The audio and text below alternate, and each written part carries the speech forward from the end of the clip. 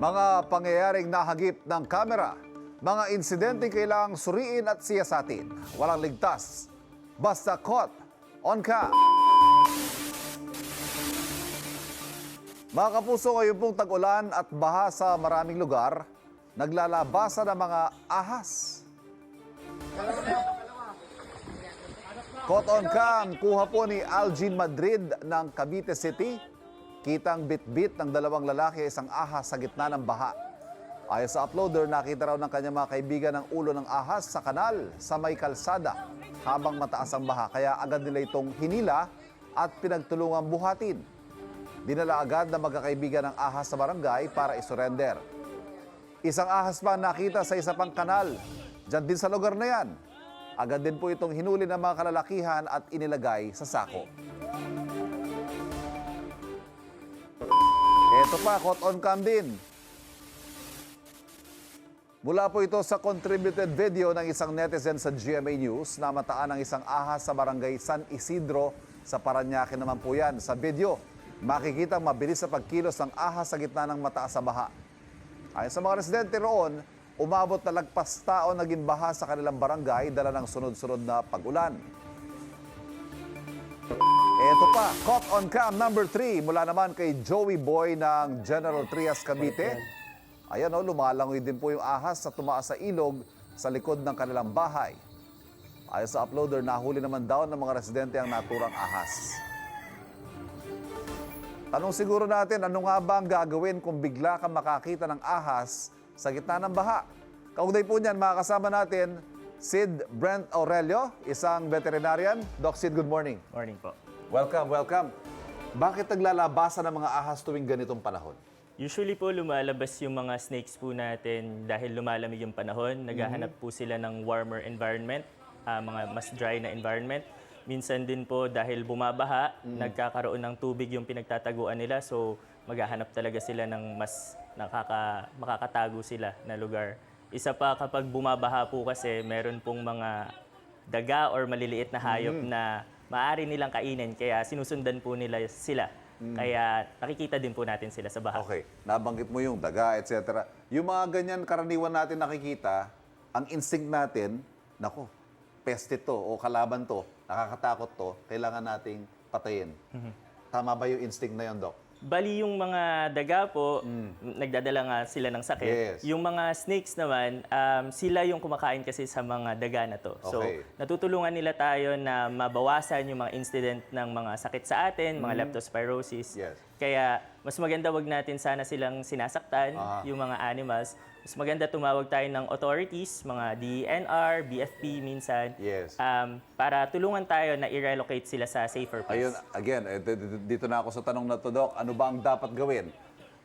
Magugulat ka, matatakot ka. May biglang may ahas sa bahay mo, ayan. Oy, may ahas. Hello there. Hindi siguro gano'n na magiging reaction mo, di ba? Matatakot ka. Pero ano ba ang tamang maging reaction, Doc? Sa una po, kailangan nating i-secure muna yung location. Siguraduhin po natin na walang mai-involve na mga bata, mga alagang hayop, at mga ibang tao na natatakot para sure po tayo na safe ang lahat. Pwede ba hawakan, Doc? Safe ba hawakan yung mga ahas? Kailangan po muna nating i-identify yung species ng ahas, kung venomous ba siya or non-venomous, para alam natin kung strictly tatawag tayo ng mga professionals. Kasi yung video kanina, parang tuwan-tuwa pa sila, ito ahas, hawak-hawak nila. But yan, tingnan mo sila, oh. Safe ba yan ginawa nila, Doc? Bali yung sa snake po kasi sa video, reticulated python po siya, Or non-venomous. more popularly known as Yung sawa po. Yes Yan, po. oo. Bali yung ahas po kasi na yan, madami siyang ngipin pero hindi nakakamatay kung makagat ka Okay. in a natural situation. Pero mas maganda, kagaya po nun, hindi nila sinaktan, kinuha nila Ayan, from the head. Yung mga ganyan, lumalangoy, makikita mo. Yes po. Paano ba uhulihin? Paano ba natin uhulihin yan? Kung mga natural lang po na gamit natin sa bahay and maliit lang yung ahas, kagaya nito, Okay. pwede po muna natin gamitin yung any mahahabang mga bagay. Okay. At Walis. Walis, Ito. pwede din po yung map. Usually po, ang gagawin namin, kino-cover namin yung ulo niya gamit ang long item para hindi siya makagat sa atin pabalik. Okay. Tapos, kapag maliit lang yung ahas, gagamitin natin yung isang kamay natin para kunin yung buntot and gamitin yung long item pang layo sa atin. Okay. Ayan. Hindi ba sila tatakbo? Hindi ba sila mag-a-attempt tumakas pag halimbawa yung hinuhuli mo na? Yes po. Usually yung mga snakes po natin, mag-a-attempt sila na magtago sa madidilim na lugar. So pwede din po tayong gumamit ng mga trap. Pwede po natin gamitin yung mga galon ng tubig. Okay. Lagyan natin ng black na mga Para so bagay. isipin niya, madilim na ano yan, no? Yes po. Madilim na lugar. Usually pupunta sila sa mga madidilim na lugar. So pwede nating iset po yung pagbubugawan natin sa kanila. Okay. Tapos naka-ready na po yung mga Yes. items. Yeah. So pag Tapos, pumasok na, Yes. saka natin isi-seal. Yes po. Pag nakapasok na po sila sa mga niready natin na trap, pwede nating takpan. Pero be cautious pa rin kasi syempre pwede pa rin silang umikot palabas. Okay.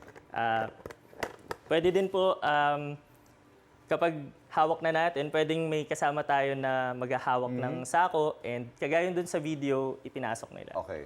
So, yeah. Ito, yan. Mga sako ninyo. Huwag niyo tapon yan. You might find them useful sa mga panahon na to. Balde, para saan naman yung balde? Tsaka ito, ganon din. Yung mga balde po at yung mga ganitong lalagyan. storage boxes, Yes oh. po. Pwede po sa mas malalaking mga animals, sa mas malalaking snakes. Ganon din po. Pero usually kapag mas malalaking snakes, mas madaming tao na dapat yung mag-handle sa kanya, hindi lang isa. Yung maliliit, pwedeng isang tao lang. Pero kung malalaking hayop na, mga 4 feet, 3 feet. Ito, sample. Ganito kalaki. Eh po. So, Paano na kaya ito? kapag ganito po, kailangan medyo madaming tao na po yung mag-handle. Ganon din po yung approach mismo. Ipipin po yung sa ulo nila and then from that, pwede po nating hawakan sa batok and then, ayan. Okay. Tapos Tsaka ang ipapasok sa sako. pagpasok po sa sako is una yung buntot. And usually po, binibigla namin yung pagpasok ng ulo para hindi siya makabalik agad. So, ibibigla. And yan. Yes. Okay, so Sa- yan. Silyado na siya. Huli ka. Doc, balikan ko lang yung punto kanina. Paano natin ma-identify alin yung mga venomous at hindi? Usually po yung mga venomous natin na snakes, sila po yung mga may hood. Ito, pakita natin. Ayan. Yung sinasabing hood, ito ho yun. Yan. Yung sa cobra po, very Itong common. ano niya dito, yan. Yes po. Nasa Philippines din po kasi yung third most venomous sa Southeast Asia, yung Philippine cobra. Oo. Tapos, pero hindi lahat ng venomous snakes may hood, kaya be Okay. cautious pa rin tayo. May mga venomous din po na species sa Pilipinas na walang hood. So when in doubt, better call an expert. Ano? Yes po, opo. Okay. Kung mahuli naman yung ahas, ito turn over. Yung mga ahas po natin, may mga memorandum na po na binigay dati yung DNR sa mga barangay na pwedeng mag-surrender sa kanila yung mga tao, tapos yung from the barangay, sila yung magdadala sa mga offices or mga rescue facilities ng Okay. DNR. Do's and don'ts. Baka may huling paalala ka, Doc Sid. Bali yung mga do's po natin kapag nakakita po tayo ng mga ahas, mas maganda po kung i-secure muna natin sila at wag natin silang papakilaman kung hindi natin alam talaga yung tamang pag-handle sa kanila. Isa pa po, kung hindi naman sila magkakos ng aberya sa atin, sa buhay natin, mas maganda hayaan na lang natin sila. Kasi naghahanap lang din sila ng safe place, lalo kapag may baha. Aalis din yan, no? Yes po, Aalis maghahanap din. po sila ng mga mas okay na lugar. So wait lang muna, antayin natin siya umalis. Yes po. Hindi naman po sila lumalabas para saktan tayo, lumalabas lang din sila para maghanap ng safe na area para sa sarili Alright. nila. Maraming salamat sa ibinahagi mo impormasyon. Doc Sid Brent Aurelio, isa pong veterinarian. Mga kapuso, Thank you po. maging alerto po sa mga ganitong klase ng insidente ngayong tag-ulan. Huwag magpanik. Ang tamang kaalaman ang ating sandata sa mga ganitong sitwasyon. Wait! Wait lang! Huwag mo muna i-close. Mag-subscribe ka na muna sa GMA Public Affairs YouTube channel para lagi kang una sa mga latest kwento at balita. I-follow mo na rin ang official social media pages ng Unang Hirit. Thank you. O sige na,